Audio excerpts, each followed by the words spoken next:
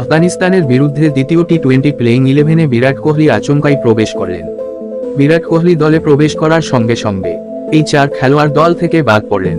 এই 11 খেলোয়াড়কে নিয়ে মাঠে নামতে চলেছে অধিনায়ক রোহিত শর্মা।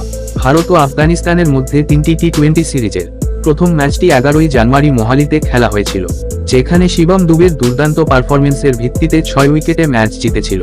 বন্ধুরা, এখন দ্বিতীয় ম্যাচটি 14ই জানুয়ারি ইন্দোরের হলকার স্টেডিয়ামে অনুষ্ঠিত হবে। এই ম্যাচে টিম ইন্ডিয়ার প্লেইং 11-এ অনেক পরিবর্তন দেখা যাবে। আসুন দেখে নেওয়া যাক দ্বিতীয় টি-20তে প্লেইং 11 সম্ভাবনা। এক নজরে দেখে নেওয়া যাক দ্বিতীয় টি-20তে টিম ইন্ডিয়ার প্লেইং 11-এ বিরাট কোহলির প্রবেশ নিশ্চিত। বিরাট কোহলি 2022 সালের ওয়ানডে বিশ্বকাপের পর প্রথমবারের মতো এই ফরম্যাটে খেলবেন বিরাট কোহলি। বন্ধুরা, চোটের কারণে প্রথম ম্যাচে খেলতে পারেননি যশস্বী জয়সওয়াল। তাকে দ্বিতীয় ম্যাচে প্লেইং 11-এ দেখা যেতে পারে। তাহলে বন্ধুরা, কোন কোন প্লেয়ার বাদ পড়তে চলেছেন চলুন এক নজরে দেখে নেই। তিলক বর্মা এবং শুভমান গিলকে বাইরে রাখা হয়েছে। তাদের পারফরমেন্স ছিল খুবই সাধারণ। অন্যান্য ব্যাটসম্যানদের মধ্যে রয়েছেন অধিনায়ক রোহিত শর্মা, রিঙ্কু সিং, উইকেটরক্ষক জিতে শর্মাকে দেখা যেতে পারে। প্রথম ম্যাচে শিবম দুবেকে ব্যাট হাতে দুর্দান্ত পারফর্ম করেছেন।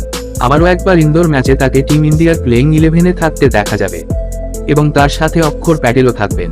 অক্ষর প্যাটেল তিনি আগের ম্যাচে ব্যাট করার সুযোগ পাননি, তবে তিনি ভালো বোলিং করেছেন। 4 ওভারে 23 রান দিয়ে 2টি উইকেট নিয়েছেন এবং ওয়াশিংটন সুন্দরকে অনেক দামি প্রমাণ করেছিলেন। এর কারণে তিনি দ্বিতীয় টি-20 প্লেইং 11-এর বাইরে থাকবেন।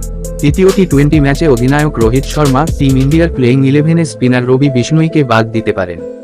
বিষ্ণুই প্রথম ম্যাচে 3 ওভারে বল করে 35 রান দিয়ে একটিও উইকেট নিতে পারেনি, তাই বিষ্ণুইয়ের জায়গায় নামতে পারেন কুলদীপ যাদবকে এবং ওয়াশিংটন সুন্দরের জায়গায় আশুদীপ সিং ও মুকেশ কুমার সুযোগ পেতে পারেন।